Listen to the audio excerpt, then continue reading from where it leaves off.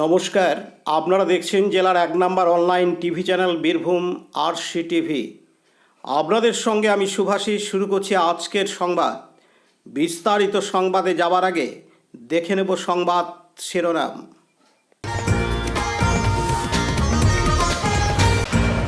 মুখ্যমন্ত্রী মমতা বন্দ্যোপাধ্যায়ের প্রশাসনিক বৈঠক বোলপুরে।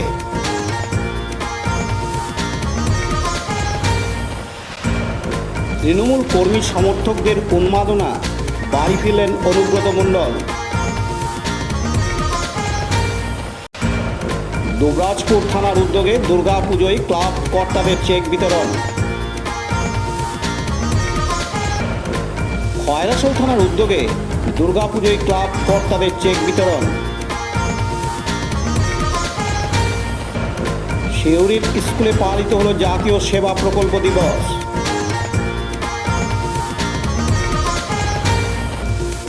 নবী দিবস উপলক্ষে ইসলামিক সাংস্কৃতিক অনুষ্ঠান খয়রাশোলের বরাতে।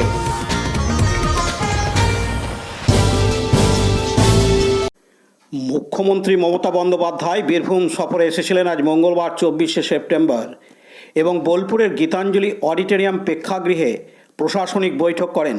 এই প্রশাসনিক বৈঠকে উপস্থিত ছিলেন বীরভূম জেলাশাসক বিধান রায়, বীরভূম জেলা পরিষদের সভাধিপতি ফাইজুল হক কাজল শেখ, মন্ত্রী চন্দ্রনাথ সিনহা, বোলপুর ও বীরভূম লোকসভা কেন্দ্রের সাংসদ অসিত মাল ও শতাব্দী রায়, শিউরির বিধায়ক বিকাশ রায়চৌধুরী, নানুরের বিধায়ক বিধানচন্দ্র মাঝি প্রমুখ।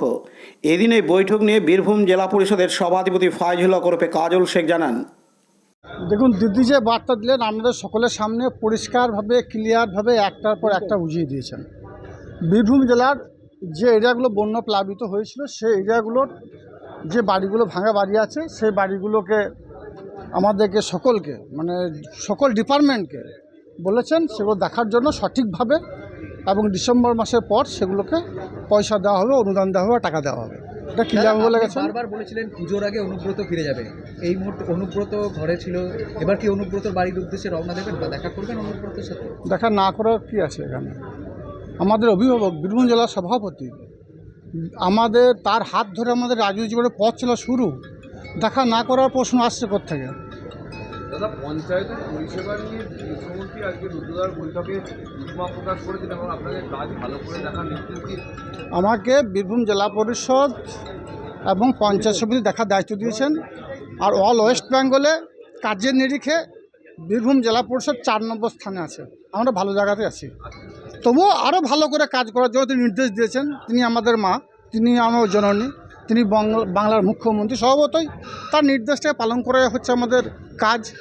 তিনি আরও সঠিকভাবে আরও দ্রুত কাজ করার নির্দেশ সকল ডিপার্টমেন্টকে দিয়েছেন। আশাতে আপনার কাজ করতে ভালো হবে না কষ্ট হবে? অবশ্যই ভালো হবে। আমাদের অভিভাবক, আমাদের গুরু, আমাদের রাজনৈতিক জীবনের তার হাত ধরে পথ চলা শুরু। তিনি আমাদের পথ দেখিয়েছেন, বীরভূম জেলাকে, পিছিয়ে পড়া বীরভূমকে এগিয়ে নিয়ে গেছেন।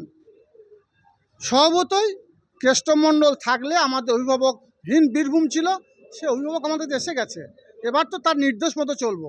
আমাদের দায়বদ্ধ সকলটাই কেষ্টমণ্ডলের মাথার উপর চাপ। 5 জনের উপরে কি হবে? 5 জনের যে সেটা রাজ্য নেতৃত্ব এবং জেলা নেতৃত্ব যেটা সিদ্ধান্ত নেবে সেটাই বলবৎ হবে। আমি হচ্ছি একজন মামাটি মানুষের সৈনিক, আমি হচ্ছি একজন শহীদ পরিবারের সদস্য। বামফ্রন্টের অন্যায়, অত্যাচার, অবিচারের বিরুদ্ধে প্রতিবাদ করতে গিয়ে আমি আমার পরিবারের 3 জনকে হারিয়েছি, 2 দাদাকে হারিয়েছি, বাবাকে হারিয়েছি, আমি 19 জন সহযোদ্ধাকে হারিয়েছি। স্বভাবতই অনেক ঘাটের জল আমার পেটে আছে। স্বভাবতই তখন আমাদের নেতৃত্বে ছিল আমাদের অভিভাবক অনুব্রত মণ্ডল। তার নেতৃত্বে আমি বামফ্রন্টের বিরুদ্ধে লড়াই করেছি, আবার লড়াই করতে প্রস্তুত আছি। পাশাপাশি দিন বোলপুরের গীতাঞ্জলি অডিটোরিয়াম প্রেক্ষাগৃহে প্রশাসনিক বৈঠক শেষে মুখ্যমন্ত্রী মমতা বন্দ্যোপাধ্যায় সাংবাদিকদের মুখোমুখি হন। এদিন তিনি সাংবাদিকদের জানান, গ্রামের সংখ্যায় বেশি, মনে রাখবেন শহরের সংখ্যা কম। আমাদের কিন্তু এখনো পশ্চিমবাংলা গ্রাম ভিত্তিক, এবং শহর কলকাতা এবং কয়েকটা মিউনিসিপ্যালিটি ছেড়ে দিলে সবটাই কিন্তু গ্রাম। অনেক গ্রামের মানুষ আজ পাকা বাড়ি করে নিয়েছেন নিজেরাও। গভর্নমেন্ট থেকেও আমরা 50 লাখ করে দিয়েছি এবং এবার 11 লাখ হাতে নিয়েছি। তাতে 60,000 আমার যদি বাঁচে মাইনরিটি ডিপার্টমেন্টের টাকা, সেটাও গভর্নমেন্টের টাকা, প্লাস আরও 1-1.5 লক্ষ বাড়ি যাদের বন্যায় ভেঙে গেছে, তাদেরটা আমি ইনক্লুড করব। যেখান থেকেই হোক না কেন টাকা জোগাড় করবো, করে আমরা এটা করব। পিএইচকে আমি বলে গেছি, পিএইচির কাজ করবার জন্য যেখানে যেখানে সারা পশ্চিমবাংলায় রাস্তা ভেঙেছে পাইপ নিয়ে যাওয়ার জন্য, সেগুলো আগে সারা ভেজা করে আবার জমি দেবো, টাকা দেবো। পাওয়ার ডিপার্টমেন্টকে বলা হয়েছে জলটা কমে গেলে পাওয়ার টোটালটাই যাতে রেস্টোর হয়। অনেক জায়গায় হয়েছে, অনেক জায়গায় জলের জন্য হয়তো তারগুলো সারাতে পারিনি, কারণ অনেক সময় এটা ইলেকট্রিকিউট হয়ে যায়, বিদ্যুতাকরণ হয়ে যায়, ফলে সেগুলো দেখে নিয়ে করতে। এছাড়াও কৃষকদের যে জমি নষ্ট হয়েছে, শস্য নষ্ট হয়েছে, বীরভূম জেলাও আমার ধনধান্যে পুষ্পে ভরা, মৎস্য, নদী, পুকুর, রাঙামাটি, সতীপীঠ, পাথর চাপড়ি থেকে শুরু করে সব কিছুই আছে। সুতরাং সতীপীঠ স্থানগুলোতে জল থাকলে ডিএম দেখবেন, কারণ ওগুলো আমরা করে দিচ্ছি সব ভালো করে। পাথর চাপড়িও দেখবেন। বাদবাকি কৃষকদের জন্য আমাদের শস্য বীমা করা থাকে। আগে চাষিদের টাকা দিতে হতো, এখন চাষিদের টাকা দিতে হয় না।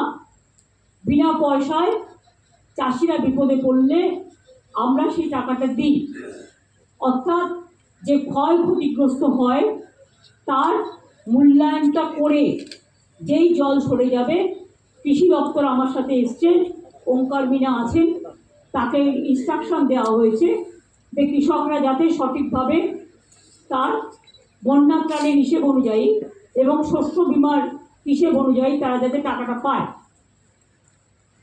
শস্য এছাড়াও ধান কেনার কাজটা যেন বন্ধ না হয়। 100 দিনের কাজ, যেটা আমরা আগেও 30-40 দিন হতো, তো আমরা 50 দিনের কর্মশ্রী চালু করেছি। সেই কর্মশ্রীর কাজটা যেন চালু থাকে, মিড ডে মিলগুলো যেন ঠিক থাকে, আইসিডিএস সেন্টারগুলো যদি জলে ভেসে থাকে সেগুলো ডিএম দায়িত্ব নিয়ে দেবে, বিডিওরাও সার্ভাইস ভিজিট করবে, আইসিরাও করবে, দেখে নেবে। কাজী আমিরুল ইসলামের রিপোর্ট, বীরভূম RCTV, বোলপুর।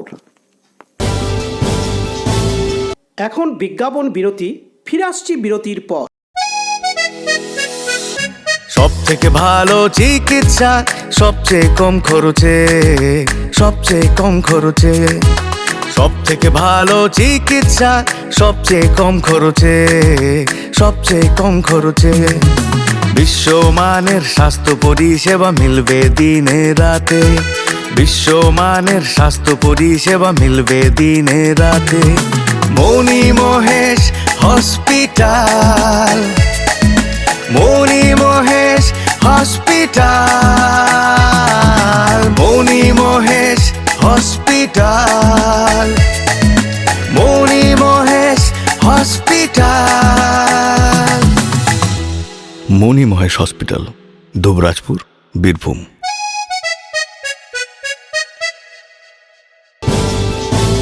ফিরে এলাম বিরতির পর। অনুব্রত মণ্ডলের ইমেজ যে এখনও বীরভূমের মাটিতে হারিয়ে যায়নি তা বোঝা গেল আজ বোলপুরে নিজ বাড়িতে আসার পর। জেলার মানুষ তাকে দেখতে পাগলের মতো ছুটে যায় বোলপুরে তার নিজ বাসভবনে। সেই সঙ্গে ভিড় এড়াতে প্রশাসনও হিমশিম খেয়ে যায় সামাল দিতে। উল্লেখ্য, অনুব্রত মণ্ডল আবেগে কেঁদে ফেলেন তার ইমেজ দেখে। অনুব্রত মণ্ডল তার নিজ বাসভবনে আজ মঙ্গলবার 24শে সেপ্টেম্বর সকাল 9:15 নাগাদ প্রবেশ করেন। তাকে স্বাগত জানানোর জন্য অসংখ্য তৃণমূল কংগ্রেসের কর্মী সমর্থকরা হাজির ছিলেন। অনুব্রত মণ্ডল ও তার কন্যা সুকন্যা মণ্ডল একই সঙ্গে বাড়িতে প্রবেশ করেন। তৃণমূল কংগ্রেসের কর্মী সমর্থকদের অকাল বসন্ত দেখা গেল তার বাড়ির সামনে। তাকে বরণ করার জন্য অসংখ্য তৃণমূল কংগ্রেসের কর্মী সমর্থকরা ফুল ছড়িয়ে স্বাগত জানান। আবার মহিলারা শঙ্খধ্বনি বাজিয়ে তাকে স্বাগত জানান। এদিন সিউড়ি বিধানসভার বিধায়ক বিকাশ রায়চৌধুরী জানান, দেখুন, আমরা তো 2 বছর বীরভূম জেলায় যারা আমরা তৃণমূল কংগ্রেসের সৈনিক, কেষ্টর অনুগামী, তারা খুব মানসিক যন্ত্রণায় ছিলাম যে আমাদের প্রিয় নেতা কবে আসবে এবং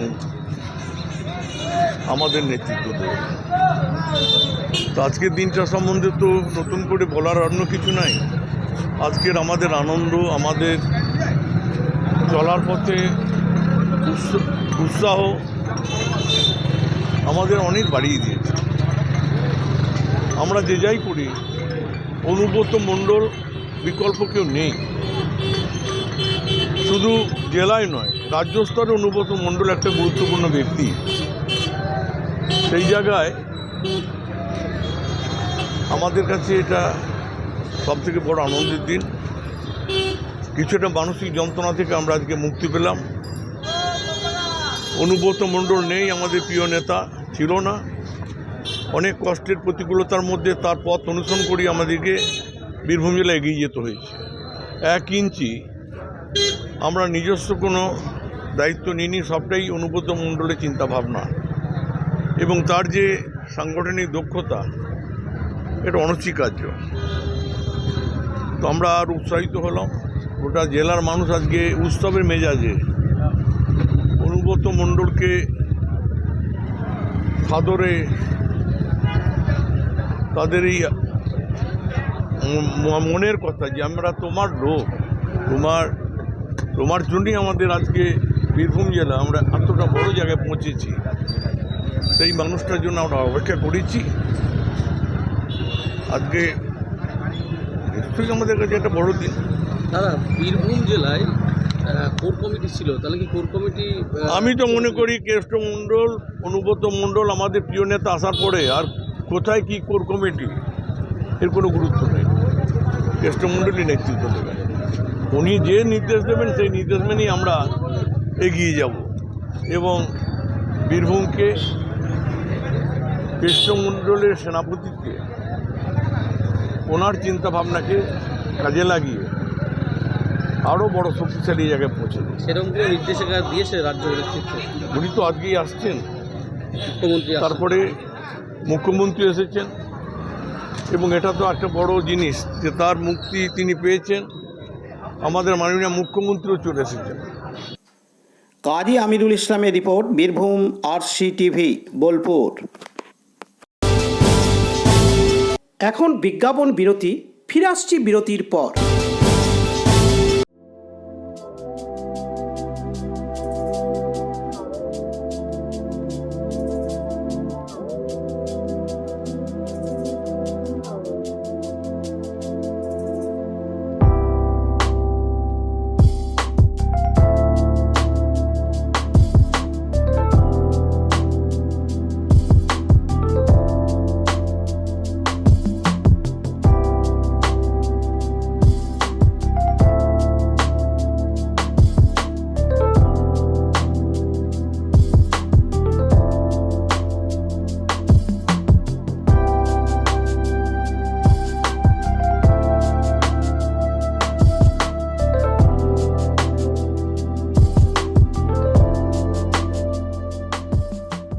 ফিরে এলাম বিরতির পর।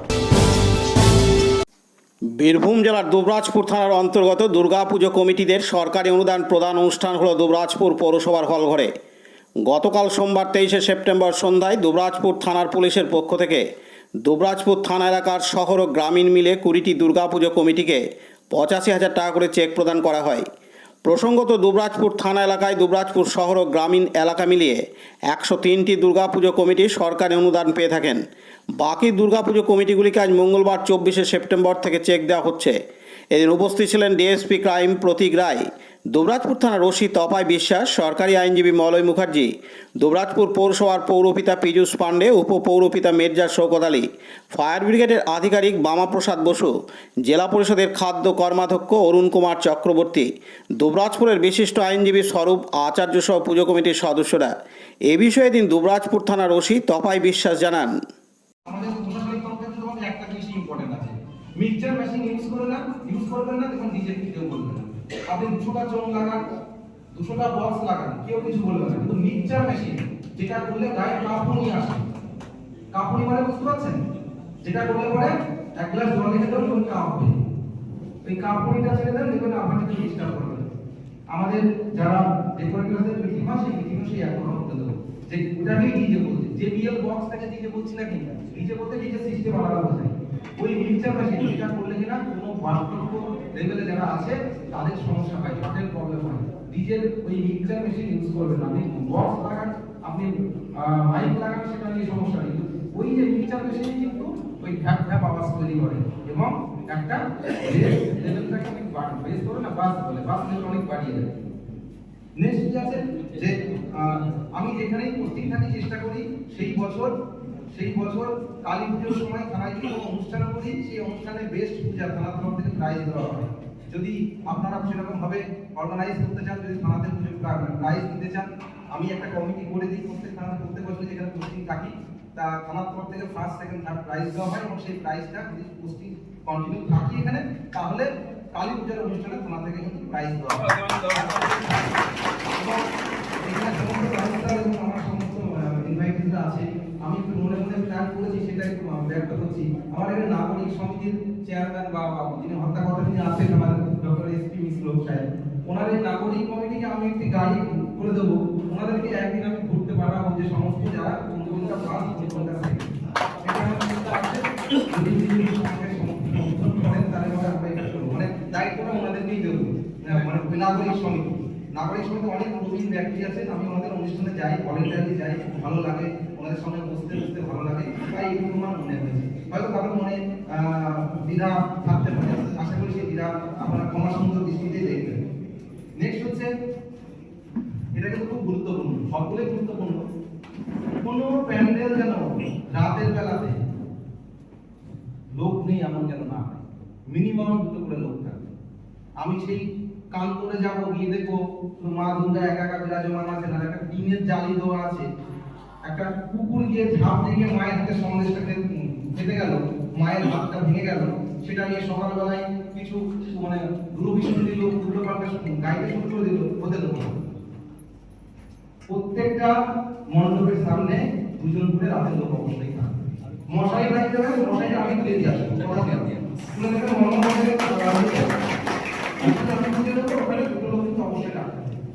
কোনো মণ্ডপ ফাঁকা থাকবে না, 2টো লোক একটা মশাই দেবেন, মণ্ডপের সামনে মশাইটা বুঝে দেবেন।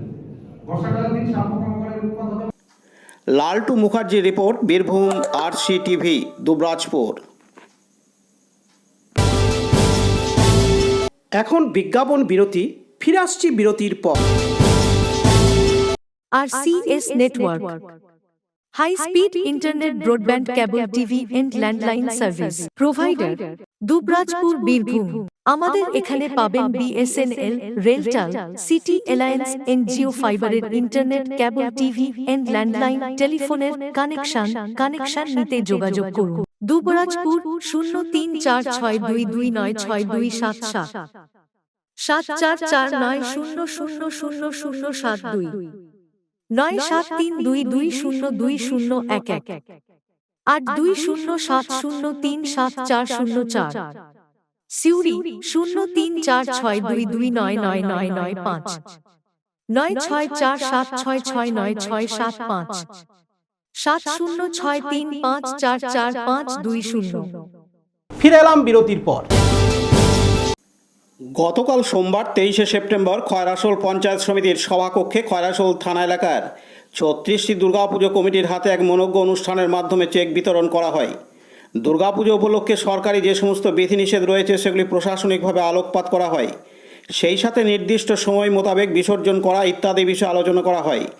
এই দিনের সভায় উপস্থিত ছিলেন খয়রাশোল ব্লকের BDO Soumendu Ganguly, DSP crime Pratik Roy, Khoyrasol থানার ওসি শেখ কাবুল আলী, এসআই শান্তনু কুমার মণ্ডল, খয়রাশোল পঞ্চায়েত সমিতির সভাপতি অসীমা ধীবর, বিশিষ্ট সমাজসেবী শ্যামল কুমার গায়েন, কাঞ্চন দে, শেখ জয়নাল, ভূপেন ঘোষ, সত্যম গোপ সহ পূজা কমিটির সদস্য ও বহু বিশিষ্ট ব্যক্তিবর্গ।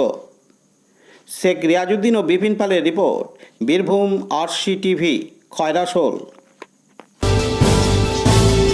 এখন বিজ্ঞাপন বিরতি, ফিরে আসছি বিরতির পর। বঞ্চনার অবসান, শ্রমের সম্মান। 100 দিনের কাজের অদক্ষ শ্রমদানকারীদের জীবনে এলো নতুন প্রভাতের আলো।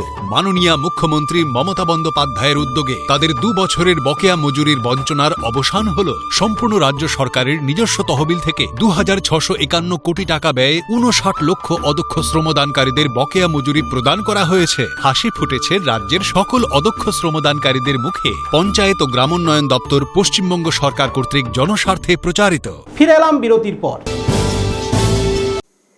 এনএসএস হলো ন্যাশনাল সার্ভিস স্কিম বা জাতীয় সেবা প্রকল্প। এটি হলো উচ্চ শিক্ষা ব্যবস্থার একটি সম্প্রসারণ মাত্রা, যাতে ছাত্র যুবকদের শিক্ষা প্রতিষ্ঠানে অধ্যয়নরত অবস্থায় সমাজসেবা করার জন্য অভিমুখী করা যায়। এটি চালু করা হয়েছিল 1969 সালে মহাত্মা গান্ধীর জন্ম শতবার্ষিকীতে। আজ মঙ্গলবার 24শে সেপ্টেম্বর সারা ভারতবর্ষের সঙ্গে জেলা সদর সিউড়িতেও পালিত হলো জাতীয় সেবা প্রকল্প দিবস। আজ মঙ্গলবার সিউড়িতে ঐতিহ্যবাহী বেণীমাধব ইনস্টিটিউশনে প্রথমে এনএসএসের পতাকা উত্তোলন করেন প্রধান শিক্ষক সুজয় কুমার চট্টোপাধ্যায় এবং প্রকল্প আধিকারিক। এই দিবসের তাৎপর্য নিয়ে বক্তব্য রাখেন প্রাক্তন প্রকল্প আধিকারিক সুভাষ দেবাংশী। এরপর স্কুল প্রাঙ্গণ পরিষ্কার পরিচ্ছন্ন করে ছাত্ররা। পতিত পাবন বৈরাগের রিপোর্ট, বীরভূম RCTV সিউড়ি। খয়রাসোল ব্লকের বড়া গ্রামের ডাঙ্গালপাড়া সর্ব-16 আনার সহযোগিতায় বড়া ডাঙ্গালপাড়া আস্তানা প্রাঙ্গণে ইসলামিক সাংস্কৃতিক অনুষ্ঠান আয়োজিত হয়। বিশ্বনবীর জীবন বৃত্তান্ত নিয়ে আলোচনার মাধ্যমে সকলকে সঠিক পথে চলার দিক নির্দেশ করা হয়। ইসলাম শব্দের অর্থ যে শান্তি এবং বিশ্বনবী যে শান্তির বাণী ছড়িয়ে গেছেন, সেই সমস্ত বাণীগুলির বর্তমান প্রজন্মের কাছে তুলে ধরার এক প্রয়াস। মানুষে মানুষে বিভেদ দূর করা, সাম্প্রদায়িক সম্প্রীতি ও ভ্রাতৃত্ববোধ বজায় রাখা, দেশপ্রেম ও মানবতাবোধ জাগ্রত করা ইত্যাদি বিষয়গুলি আলোচিত হয়। পাশাপাশি ইসলামিক কুইজ, কোরআন তেলাওয়াত, নাত, গজল ইত্যাদি বিষয়ের উপরেও প্রতিযোগিতার আয়োজন করা হয়। প্রতিটি বিভাগে প্রথম, দ্বিতীয় ও তৃতীয় স্থানাধিকারীদের যেমন পুরস্কৃত করা হয়, পাশাপাশি প্রতিটি অংশগ্রহণকারীদেরও সান্ত্বনা পুরস্কার প্রদান করে উৎসাহিত করা হয়। ইসলামিক সাংস্কৃতিক অনুষ্ঠানটি গত 11 বছর ধরে আসছে স্থানীয় বাসিন্দা তথা বড়া উচ্চ বিদ্যালয়ের পার্শ্ব শিক্ষক শেখ সামিউদ্দিনের প্রচেষ্টায়। অনুষ্ঠানে উপস্থিত ছিলেন মাওলানা হাসমত আলী, ডাঙ্গালপাড়া মসজিদের পেশ ইমাম মাওলানা কামরুদ্দিন সহ বিশিষ্ট ব্যক্তিবর্গ। এদিন আয়োজকের পক্ষ থেকে শেখ সামিউদ্দিন ও শেখ জয়নাল জানান, আমি শেখ সামিউদ্দিন, বড়া ডাঙ্গালপাড়ার বাসিন্দা। বিশ্বনবী হজরত মোহাম্মদ সাল্লাল্লাহু আলাইহি সাল্লামের 1455তম আবির্ভাব তিথিকে সামনে রেখে গত 10 বছরের নেই এই বছরেও বড়া ডাঙ্গালপাড়া সর্ব-16 আনার উদ্যোগে ও পরিচালনায় ইসলামিক সাংস্কৃতিক অনুষ্ঠানের আয়োজন করা হয়েছিল। বিশ্বনবীর আদর্শ, সম্প্রীতি বার্তা সমাজে ছড়িয়ে দেওয়া এবং ছোটদের মনের মধ্যে হুজুর পাক সাল্লাল্লাহু আলাইহি সাল্লামের দেশপ্রেম ও মানবতাবোধ জাগ্রত করাই হচ্ছে আমাদের উদ্দেশ্য। এই অনুষ্ঠান 2টি পর্বে বিভিন্ন সাংস্কৃতিক প্রতিযোগিতা, নাতে রসুল, কোরআন পাঠ, হজরত মুহাম্মদ সাল্লাল্লাহু আলাইহি সাল্লামের জীবনী এবং সিনিয়র ও জুনিয়র কুইজের আয়োজন করা হয়েছিল। প্রত্যেক প্রতিযোগিতায় প্রথম, দ্বিতীয় এবং তৃতীয় স্থান অধিকারীদের আকর্ষণীয় পুরস্কারে পুরস্কৃত করা হয়। এই অনুষ্ঠানের জাজ হিসাবে ছিলেন হাফিজ কারি কামরুদ্দিন সাহেব, বড়া ডাঙ্গালপাড়া জামা মসজিদের পেশ ইমাম, এবং উপস্থিত ছিলেন মুফতি আব্দুস সালাম সাহেব, গরিবপাড়া জামে মসজিদের পেশ ইমাম, এবং বড়া ডাঙ্গালপাড়া মাদ্রাসা গৌসিয়ার শিক্ষক মৌলানা হাসমত আলী সাহেব। এছাড়া স্থানীয় সমাজসেবী শেখ জয়নাল, শেখ জর্দিস উপস্থিত ছিলেন। আরও উপস্থিত ছিলেন আমাদের সাংস্কৃতিক অনুষ্ঠানের কমিটির সদস্য শেখ নাসিরউদ্দিন, শেখ সাহাবুদ্দিন, আব্দুর রফিক সাহেব, শেখ কামাল উদ্দিন এবং শেখ গাফফার ও অন্যান্যরা। এই অনুষ্ঠানটি সন্ধে পর্যন্ত চালু থাকে এবং প্রত্যেককেই সান্ত্বনা পুরস্কার দেওয়া হয় প্রতিযোগী এবং প্রতিযোগিনীদেরকে। এবং আগামী বছর আরও এই অনুষ্ঠানকে দীর্ঘায়িত করার আশা রেখেই অনুষ্ঠানের কুশল কুশলতা আহ্বান করে অনুষ্ঠান শেষ করা হয়। রবিউল আলত হজরত মোহাম্মদের 1455তম জন্মতিথি, সেই উপলক্ষে সারা বিশ্বে জন্মদিবস পালিত হয়। সাথে সাথে বড়া ডাঙ্গালপাড়া সর্বসুনামের পক্ষে এই একটা ইসলামী সাংস্কৃতিক অনুষ্ঠিত হয়ে থাকে। সেই অনুষ্ঠিত বড়া ডাঙ্গালপাড়া সর্বসুনানার সহযোগিতায় এবং শেখ সামিউদ্দিন শিক্ষক তিনার প্রচেষ্টায় এই প্রোগ্রামটি প্রায় 11 বছর ধরে হয়ে চলেছে। সেখানে ধর্মীয় যে আলোচনা সেটা হয়ে থাকে, কুইজ হয়ে থাকে। সাথে সাথে ওনার যে মূল বাণী, মানুষে বিভেদ করা যাবে না, সাম্প্রদায়িক সম্প্রীতি বজায় রাখতে হবে, সকল ধর্মের মানুষকে সম্মান দিতে হবে, এই সব বিষয়ে পর্যালোচনা করা হয়। এই দিনটি এইভাবে উদযাপিত করা হয়। খুব সুন্দর লেগেছে, কারণ ওনার জীবনী তো মানে সকল মানুষের জন্যে সৎপথ দেখানোর জীবনী, সেখানে ভালো লাগা ছাড়া তো কিছু নাই, ভালো লাগবেই। আমার নাম শেখ জয়নাল, বড়া ডাঙ্গালপাড়া সর্বসুনামের একজন। শেখ রিয়াজউদ্দিনের রিপোর্ট, বীরভূম RCTV, খয়রাশোল। আজকের সংবাদ এই পর্যন্ত। পরবর্তী সংবাদের জন্য চোখ রাখুন বীরভূম RCTVর পর্দায়। নমস্কার।